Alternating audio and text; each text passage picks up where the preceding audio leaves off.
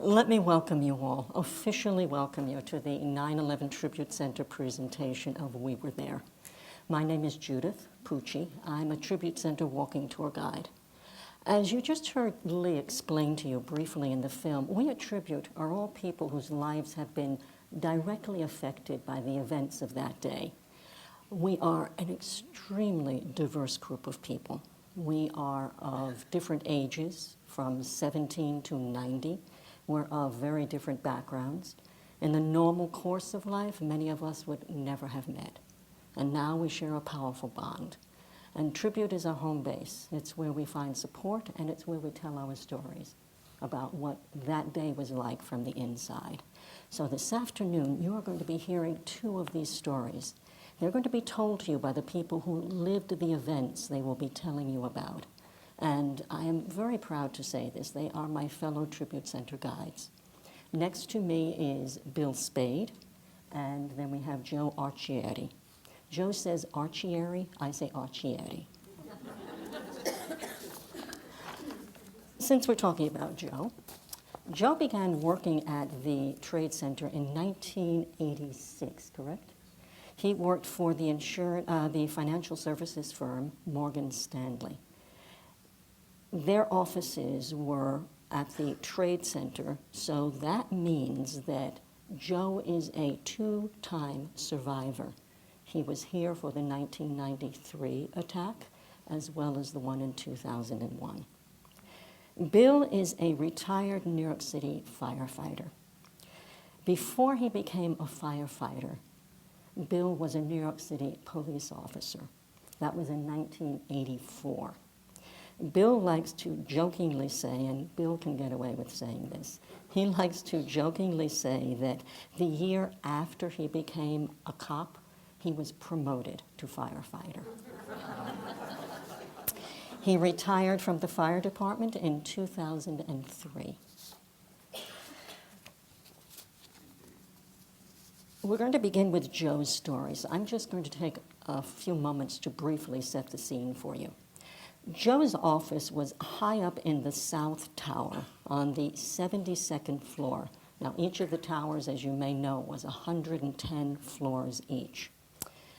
So he was on 72. He was near the top of the building. At 9:03 that morning, the second plane struck that building about 10 floors above where Joe's office was. So if Joe was here, the plane comes in here. That's an important place to him to have been. Since the North Tower had already been attacked, Joe, like thousands of other people in that building, had already made the decision whether to stay at his desk or to evacuate. So I'm going to let Joe take it from there. You're welcome. Last year, I moved, and while packing, my wife came across several things she'd saved from 9/11. It was my ID card from the World Trade Center, some business cards with my 2 World Trade Center 72nd floor address on it, train ticket I used on 9/11, cards people had sent me, and a note from my friend and coworker, Jim. I'd worked with Jim for about 20 years, and when I first started working for him, people who really didn't know him asked me, how could I work for this guy? He was kind of short with people and had a very bad temper. But once you got to know Jim, you realized that his bark was a lot worse than his bite. And I always remember him sitting down trying to read the Wall Street Journal. If you look closely, he had a magazine which was usually tucked in between there. He was reading something not relevant to business. You got to know him, you realized he really had a kind and generous spirit. The morning of 9/11 started out as an ordinary day for me. I got up around 6. I was going to catch a train, leave my house at 6:30, try to get to work by 8. Around that morning, the train was a little late, so I didn't get to work till about 8:30. When I got to work, I got a phone call from Jim. He had hurt his back really badly, and he was a rather large guy, so he couldn't get out of bed. And so we were talking on the phone, and while I was talking, from the other side of the floor, a young lady started walking around telling everybody, number 1, that's the North Tower, is on fire and we have to leave. So I told Jim what was going on. I hang up the phone, and I walked out of my office. And in the office next door to me, there was another woman who worked with me, Kathy. And Kathy and I had both left the building together in '93. And I should say right here, that experience in '93 was like a real-life fire drill for us, because we realized how difficult it was to get out of that building and walk down 72 flights of stairs. So Kathy and I talked for a moment, and we made a decision that we were going to leave. Ironically, our intent was really just to go to another Morgan Stanley building in Midtown Manhattan and continue working. Little did we know what was going on. So the other people that worked for me, we got them together and we decided to leave. We walked to the stairwells. I got there to the stairwells and they were very crowded. Same as in '93. But in '93, I turned around, I went back and sat in my office for about an hour until I left. This time we decided we were going to take the elevators. Being on the 72nd floor, when you take the elevators from that floor, you would go to the 44th floor, something called the Sky Lobby. Got on the elevator, really an uneventful trip. People are joking around about what a nice day it is and we're getting out of work. But as soon as we got to that 44th floor, we realized something different had happened. People started taking out their cell phones. No one could get any reception. We stood there for a while, and an announcement is made, and it was a very simple announcement. They said, "Building 2 is secure. Please return to your offices." I looked around. I saw some people going back upstairs. Fortunately, I did not do that. We stood there again for another moment or two. When we made our next decision, that would continue down. We entered the next set of stairs, walked down probably 3 flights of stairs when the building shook violently. You couldn't stand up. You had to hold on to the handrail. I have to tell you, I was really frightened. I don't know what I was thinking, but I know I was afraid. People all around, though, were saying to everybody to slow down, asking everybody if they needed help. But we continued walking down. Finally, we got down to the lobby.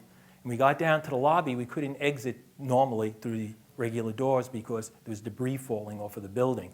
So the guards that were there, and they led us underneath the concourse. It was a shopping center.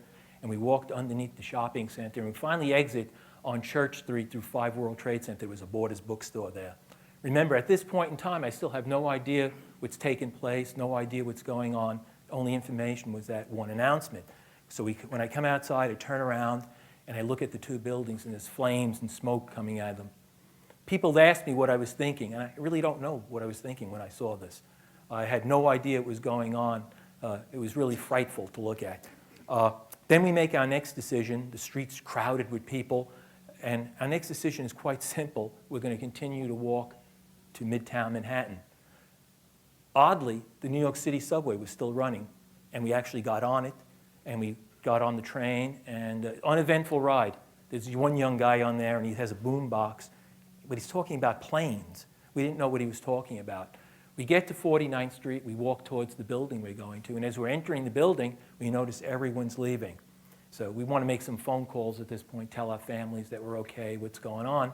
So we go inside and we get up to one of the lower floors and there's a TV monitor on, and they're showing over and over again the South Tower collapsing. And at this point, we're probably going into a little bit of shock because we realize we just walked out of that building and we're thinking about all the people who we'd left behind. So I start making phone calls, try to call my wife. The phone is busy, so I call my friend Jim up, and I tell him I'm out of the building. I tell him who's with me.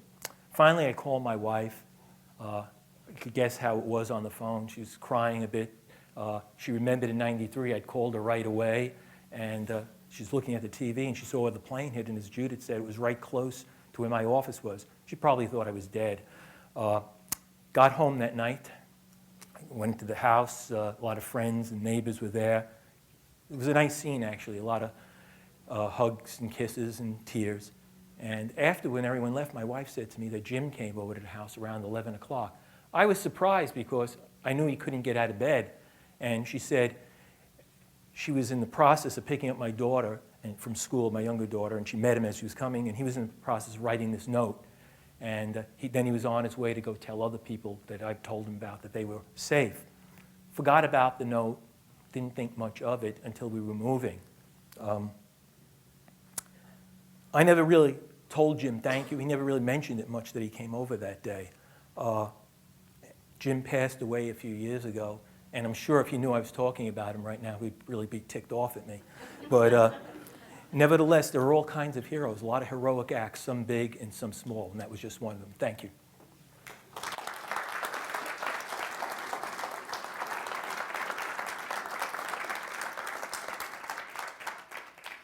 Joe was one of about 20,000 people that safely evacuated the Trade Center that morning. Not many people realize that that many people made it out pretty much whole and healthy that day. 13 of Joe's co-workers, however, were not among them. Now, like Joe, Bill is a survivor, but the paths that each of them took that day were extremely different. As Joe was very wisely leaving the towers, Bill was racing into them. He did that because it was his job. And because he did his job, there are people who are alive today. I'll let you take it from there, Bill.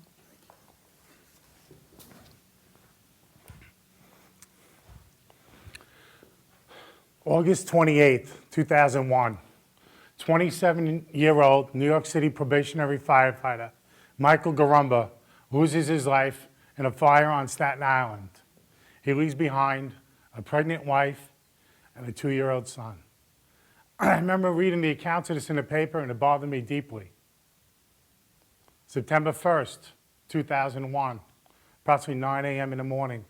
I remember returning home from work after working 24 hours at the firehouse, coming in the door being greeted by my 5-year-old son, Billy.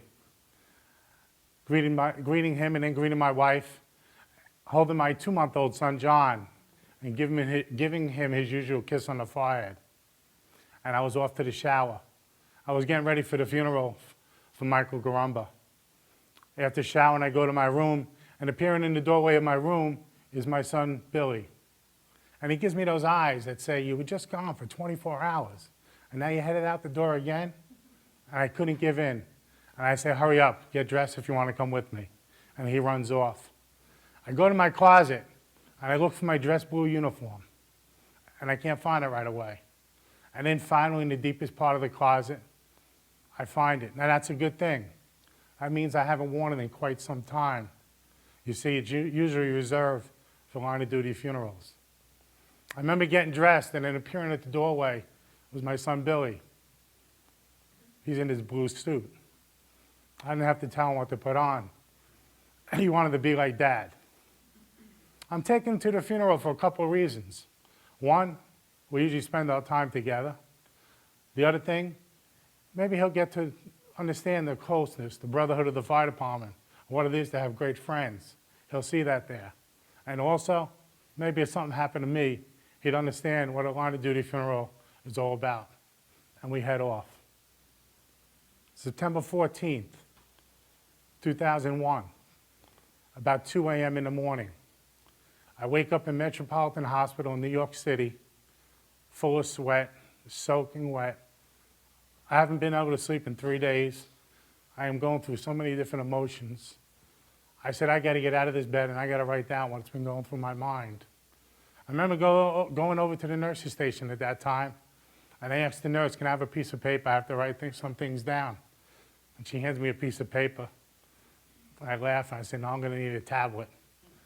And she gives me a bunch of paper, and I sit down by her at the nurse's station. I begin writing.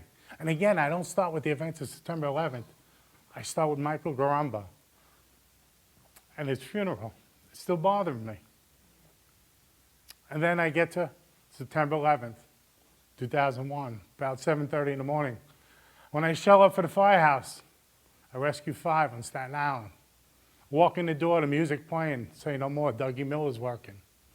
There's a dozen bagels there, and French vanilla coffee made. Nicky Rosamondo brings it in every time. Joey Miscali is cooking French toast at the stove. Taz, the little guy, brings in a little pound cake. And my good friend Mike Fiore is working. It's going to be a great day, so we think. And then I sit down at the table, and moments later, the alarms go off, and we're headed out for the Trade Center. I remember entering the borough of Brooklyn, and just before we get into the tunnel, watching the second plane strike that north-south tower, and a huge ball of fire. Eventually making our way through the tunnel, and arriving in New York and seeing all the body parts and all, and knowing this is going to be like nothing else. Making my way to the North Tower, where I begin to operate on the second floor. Helping evacuate people 200 feet to your right, down the stairs, you're out the building. Good job. This is going on for quite some time. And then hearing a loud noise from above, knowing something is collapsing, I jump in the stairwell. The noise gets deafening. Everything goes black. I said, well, this is going to be it. And then I'm still alive. And then I hear people screaming on the other side of the door. Help, help. And trying to get the door open, and apparently trapped in that area. And with the help of an emergency service cop, John DeLara, he and I began to force open that door, and we get it open. And we go out in that area and recover about 15 people, eventually leading them to the staircase. And then he and I go back and light up the area with our flashlights as people are walking by. And again, we're beginning to evacuate. And in the middle of all this, he says to me, you know, I have a wife and 2 kids, 2 boys. I said, me the same. And that's what we're talking about for the next 15, 20 minutes in the middle of all this. Lighting up the area and talking about our families. And then when it seemed like there was no one else left in that tower, we decided we're going to leave. We're not outside the North Tower 30 seconds, and we hear it coming down on top of us. I take 1 step towards the window. I'm picked up and blown about 40 feet in the air. I remember smashing against the wall, climbing into a window in 6 World Trade Center, hiding under a desk, starting to get buried. And that's when, like that, I said goodbye to my wife. I said goodbye to my son, Billy. I said goodbye to my 2-month-old. And with that, I said, you'll never know your dad. Let me tell you, that hurt like hell. And then it was over. I was still alive, buried amongst all the debris, putting a finger in my mouth so I can create an airway to breathe, and eventually making our way out and down onto the street, going down Survivor Staircase. I remember reporting into a police chief, saluting him, saying, Chief, there's been a collapse. I've lost some men. And him telling me, we've lost a lot of men here today. Get in an ambulance and get out of here. And that's how I wound up at Metropolitan Hospital. I remember getting a call that night from my brother-in-law. He's in Rescue 5 also. Him telling me, Bill, did you get the news? I said, no, what news? He said, all the guys are gone. I named everybody I was working with that day, 12 of us. I was the only one to survive. Hanging up with him, calling my wife calling me. And she's saying to me, did you get the news? I said, I did. She said, what about the other news? I said, what other news? She said, your Uncle Joe was on Flight 93 that went down in Pennsylvania. I remember telling her, give me any bad news you got. It was the first day of school. Maybe my kid failed out. I'd be good with it. But no. I remember the last sentence I wrote was, may I never, ever, ever have to tell this story ever again. I remember getting home from the hospital. Getting home and the block was filled with cars. Little did I know, those people were in my house. Being greeted by my wife in the driveway. My son Billy, hesitant because of my injuries, to come up to me. But I told him I'll get better. Him giving me a hug. And then making my way to the back bedroom where my son was sleeping.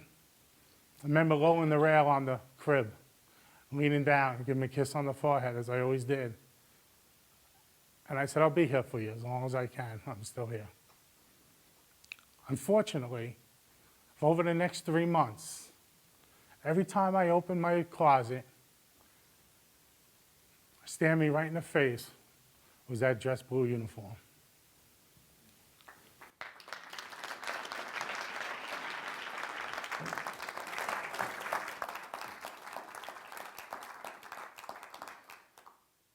For our fire department, the first attack took place just as the night shift was ending and the day shift began. Oops. Thank you. It's because of this overlap, night shift and day shift, that so many firefighters responded so quickly and came down here. It's the reason why, when Bill told you in his story that he was told that we lost a lot of men that day, The number is 343. And that was New York City firefighters. 23 New York City police officers dead. 37 Port Authority police dead. September 11th is the worst loss of first responders in a single event in United States history. Bill went through years of counseling to be able to share his story. And as he will be the first to tell you, sharing it has helped make his recovery possible. What I'd like to do now is just open this up to you. If you would like to ask any questions, this is your moment. Just take a moment and see if anything comes to mind. Did you feel heat? Was there a lot of heat in the towers? No, not at all. Debris, smoke? Much debris, you couldn't see your hand in front of your face. The air was chewable. It was that thick. That was because of all the particulates in the air. Everything was pulverized when that south tower came down. But you were low in the building and hence not feeling any of the heat. Correct. Okay. Anyone How did else? you get out of the building? After you got blown into the wall and... How did I get out? Myself and it turned out to be 3 other firemen were blown into that room. We laid on the floor because of the smoke and the heat and the fire that was around us, and it took us about an hour to get out. We found an open window up top that we were able to jump out of. I'm sorry, I just realized I wasn't repeating the questions, but I think from Bill's answer you probably all understood what the question was. But please allow me to redeem myself. Somebody else asked a question. They'll fire me. Oh, come on, one more question. How many people are sick from all the stuff in the air now? How many people today, in terms of firefighters or just in general? How many people are sick today because of, right, what was breathed in, all of the carcinogens and so forth that were in the air that day? Bill, do you have any idea in terms of the fire department? No, many have already perished, but I couldn't give you the exact amount. Yeah, I was just told by a firefighter that the number of firefighters who have died since of September 11th related illnesses is over 100, and many of them more are having symptoms. In terms of just the general public, that is something that I have no information about. The reason that we know very well, especially the firefighters, is that up at Mount Sinai Hospital, they have a program where they are tending to and keeping track of all of that information. But it is not limited to the first responders. Everyone who was affected that day can be seen in that program. Well, let me just wrap up with this. One more question. Oh, we have another question? Oh, please. Mine's for Joe. Joe, where you were in 1993, did you ever think that could happen again? Not really. Because of 1993, 93. did Joe think that anything like that would happen again?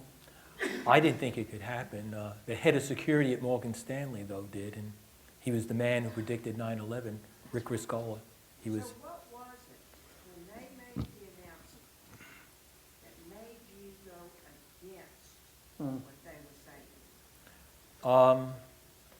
I guess I never followed instructions very well. Seriously, though, many people have asked me that question. I don't know the answer. I just felt, for some reason, that I had to leave. I think it was mainly because in '93 I did realize how long it took to get out of the building, and it's better to be out of there than to be inside when something was going on. Well, if another question does occur to anyone, I just want to invite you all, after the program, we will be outside that exit door, so if you'd like to continue this, please feel free. I want to thank you two both, really, for doing this. It was generous of you. And I want to thank all of you. This is not just polite, happy talk, thank the people. Quite genuinely, thank you. You probably don't realize this, but you are essential to our storytelling. Because with you together, we take here a piece of that brutal day and we create from it a life-affirming experience. We hope that what you have heard here today will enrich your time at the museum. So on behalf of the Tribute Center, on behalf of the boys and me, thank you from the heart, truly. Thank you for sharing your time with us.